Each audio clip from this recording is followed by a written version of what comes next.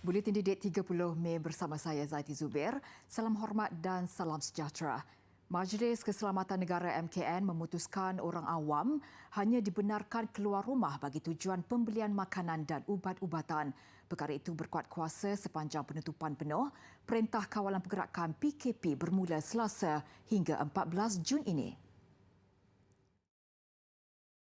Untuk keluar rumah, kita hanya membenarkan keluar rumah untuk membeli barang keperluan sahaja, iaitu untuk pembelian makanan, pembelian ubat-ubatan, itu saja.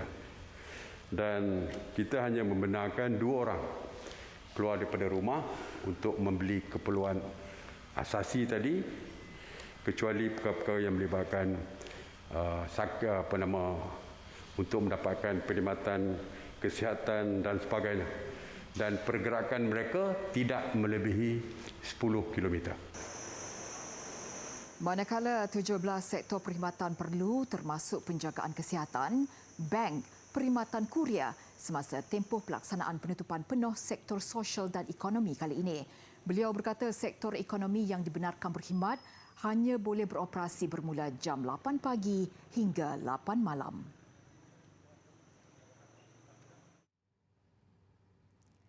Kerajaan memutuskan untuk tidak menyediakan pilihan bagi orang ramai memilih vaksin yang akan diterima. Menurut Menteri Penyelaras Program Imunisasi COVID-19 Kebangsaan, Khairi Jamaluddin berkata demikian bagi menjawab cadangan kerajaan sebelum ini berkemungkinan menimbang untuk membolehkan orang ramai membuat pilihan vaksin menerusi aplikasi MySejahtera. Well, that was the thinking, but right now we are focusing on accelerating the vaccination process. Kalau kita bagi pilihan nanti, maybe that will slow things down. We'll wait, nak tengok. So right now, I've decided as far as policy is concerned, we thought about that initially, but now the concern is to increase and ramp up the numbers. So we just give whatever we have. Beliau berkata demikian pada sidang media selepas lawatan ke pusat vaksinasi di Malaysia International Digital Entrepreneur Centre MIDEC di Ibu Negara siang tadi. Dalam pada itu, tambah Khairi, cadangan agar kerajaan melakukan suntikan vaksin secara pandu lalu akan dilakukan dalam tempoh terdekat. Ketika ini katanya ujian itu berjaya dilaksanakan Pegawai Kesihatan Universiti Sains Malaysia Kubang Krian dan pengumuman rasmi mengenainya akan diumumkan esok.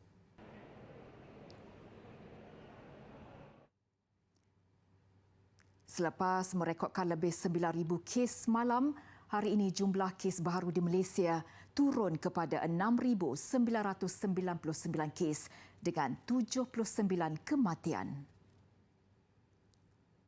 Kes tempatan ialah 6,995 kes, iaitu melibatkan 6,385 warga negara bersamaan dengan 91.3% dan 610 bukan warga negara bersamaan dengan 8.7%. Kes aktif dengan kebolehjangkitan semakin meningkat kepada 78,017 kes. Kes yang memerlukan rawatan di unit rawatan rapi iaitu di ICU ialah 846 kes. Ini kes yang telah disahkan positif COVID-19. Masih ada lagi kes sari yang sedang dalam penyiasatan. Selangor merekodkan angka tertinggi dengan 2,477 kes. Diikuti Kuala Lumpur 616 dan Kelantan 612. 17 kluster baru dilaporkan hari ini. Jumlah kluster aktif ketika ini ialah 635.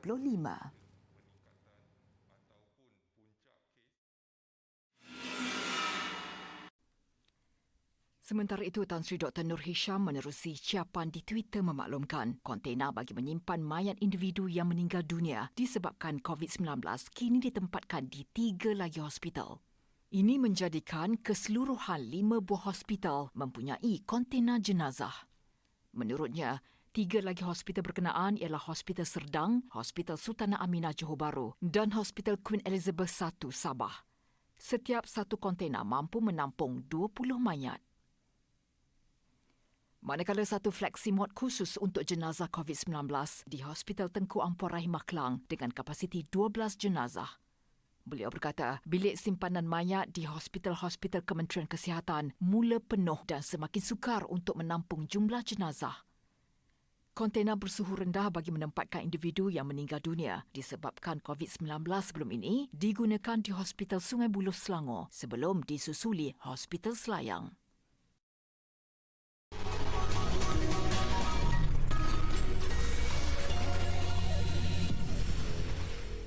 Bersua kembali, perkembangan psikomotor anak-anak dapat diperluas melalui pelbagai aktiviti di rumah, bukan sahaja membantu ibu bapa dan meringankan kerja dalam usaha menjana pendapatan keluarga. Bantuan daripada anak-anak juga dapat meningkatkan daya kreativiti si kecil. Biarpun baru berusia 10 tahun, Nur Irdina Damia Ahmad Fahmi sudah tertarik dengan seni pembuatan kek. Minatnya bermula apabila ibunya, Nur Rosmawati Abdul Karim, mula menjalankan perniagaan itu tahun lalu. Pada hari persekolahan sebelum ini, Irdina sekadar membantu pada hujung minggu. Namun, masa yang terluang selepas hanya menjalani pengajaran dan pembelajaran di rumah PDPR dan faktor peningkatan tempahan menyebabkan anak kedua dari 3 beradik ini semakin kerap membantu perniagaan kek jelly atau jelly cake yang diusahakan ibunya. Kenapa awak suka jelly cake? Sebab dia cantik. Dia cantik. Rasa dia macam mana jelly tu? Dia sedap. Dia rasa macam ni? Dia lembut tak?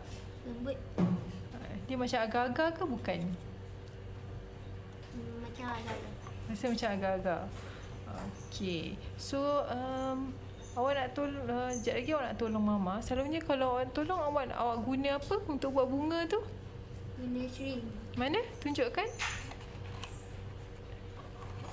Tu shrink. Lepas tu, tunjukkan. Tu. Yang tu apa? Bunga apa tu yang awak nak guna? Bunga sakura. Awak nak guna bunga sakura. Tertarik dengan kecantikan dan keunikan dekorasi kek jelly mendorong murid tahun 4 Sekolah Kebangsaan Bandar Bukit Mahkota ini ringan tulang membantu ibunya dalam perniagaan itu. Apatah lagi, Irdina sering mendapat upah sekitar RM2 sebagai motivasi dan penghargaan setiap kali membantu ibunya. Aktiviti ini juga secara tidak langsung dapat meningkatkan kemesraan hubungan Irdina dan ibunya. Okay, harapan saya kalau anak saya in future, sebab dia dah ada skill sikit-sikit untuk buat ni. Kalau in future, kalau dia rasa dia nak continue nak buat jelly cake ni, memang saya akan memberi galakan yang sepenuhnya lah. Okey.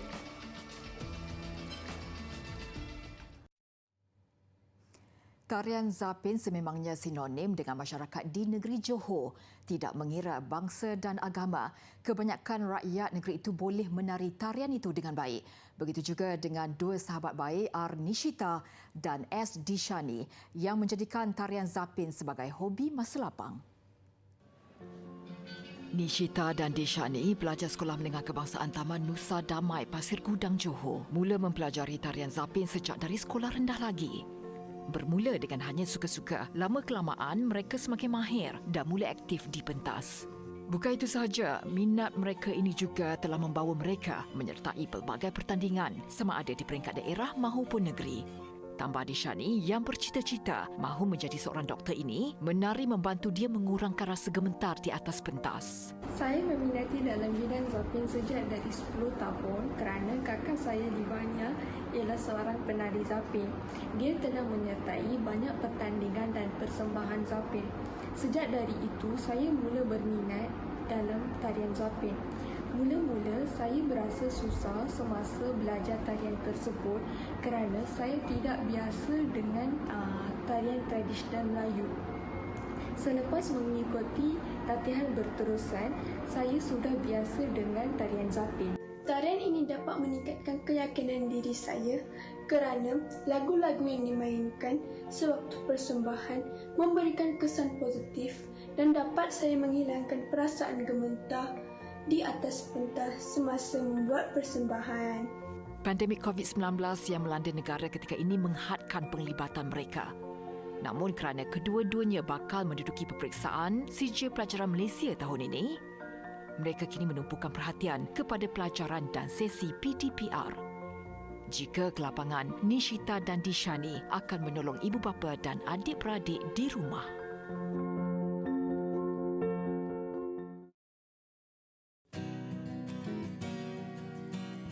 Arang itu jika dibasuh dengan air mawar sekalipun, tiada akan putih.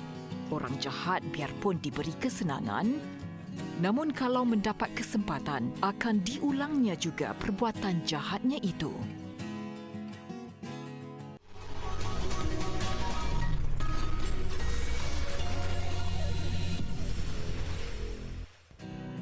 Hai, Assalamualaikum. Saya Sherry Al-Haddad. Jadi Kak Sherry nak menyeru kepada adik-adik supaya terus duduk di rumah. Ingat, jangan keluar kalau tak ada kepentingan. SOP kena jaga, sentiasa jaga kebersihan, sanitize tangan. Jangan lupa untuk cuci tangan at least 10 saat dan sentiasa pakai pelitup separuh muka. Ingat, jangan keluar kalau tak ada apa-apa kepentingan. Tak tahu nak buat apa kat rumah? Tengok Didik TV. Banyak ilmu nanti yang adik akan dapat. Ingat, kita jaga kita.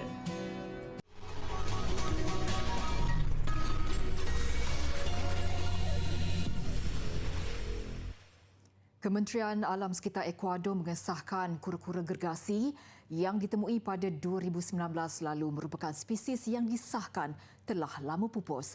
Ia dikategorikan sebagai spesies yang telah pupus sejak ratusan tahun lalu.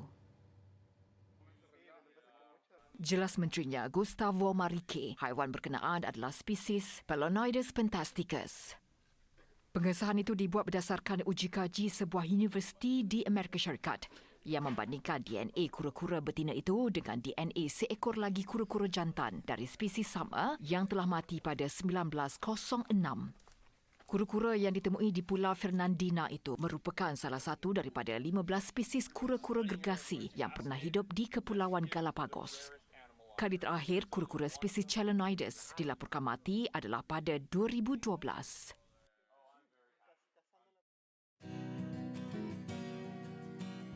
Kalaulah hendak membeli kain, belilah kain tahan pelasah. Kalaulah awak menjadi pemimpin, jadilah pemimpin bertahan susah.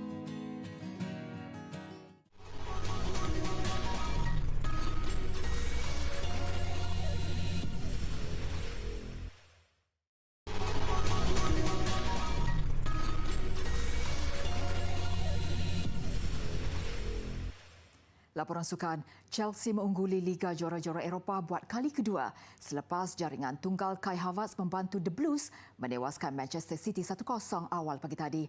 Kejayaan Chelsea itu memusnahkan impian Pep Guardiola untuk menjulang trofi ketiga dalam kariernya sebagai pengurus. Pertembungan City menentang Chelsea di Porto awal pagi tadi merupakan final ketiga kelab dari Liga Perdana Inggeris bertemu sesama sendiri dalam sejarah Liga Juara-Juara. Jika dua aksi final sebelum ini tidak memihak wakil London, Chelsea akhirnya berjaya menamatkan badi itu menerusi jaringan tunggal pemain tengah Kai Havertz yang bijak melepasi perangkap offside pertahanan City di separuh masa pertama. Secara keseluruhannya, Chelsea kini sudah memenangi kejuaraan kedua Liga Juara-Juara selepas kali terakhir pada 2012. Namun apa yang lebih menarik, Thomas Tuchel yang baru dilantik sebagai pengurus pada Januari lalu tidak mengambil masa yang lama untuk membantu Chelsea. Manakala Pep Guardiola yang sudah bersama City sejak 2016 terus gagal menghadiahkan City trofi Liga Juara-Juara. Sekaligus dakwaan dua kejuaraan bersama Barcelona sebelum ini gara-gara bergantung kepada Lionel Messi mungkin ada benarnya. Pemain nombor 1 dunia Novak Djokovic merangkul gelaran ATP ke-83 di hadapan penyokong sendiri selepas punca juara terbuka Belgrade. Bintang Serbia itu tidak berdepan masalah untuk menewaskan lawan dari Slovakia, Alex Molcan, dalam aksi straight set.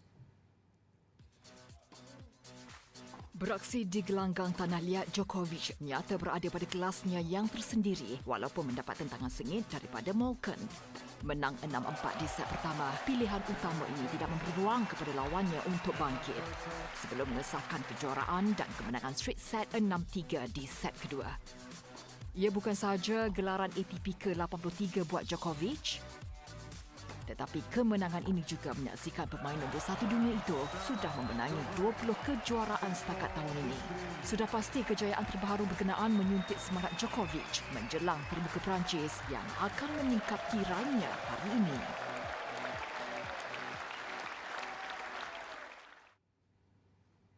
Aksi motor Speedway di kawasan Tasik Beku mengakhiri buletin didik malam ini. Dengan itu saya Zaiti Zubair, salam hormat dan jumpa lagi.